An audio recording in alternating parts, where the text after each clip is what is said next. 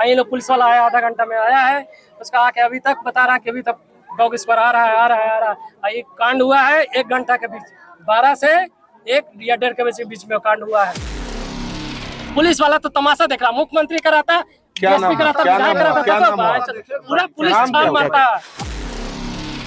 आग लगा के मारा गया। पहले क्या किया हमको क्या पता, यदि बच्चा होश रहा था आग लगाता तो छटपटाता नहीं।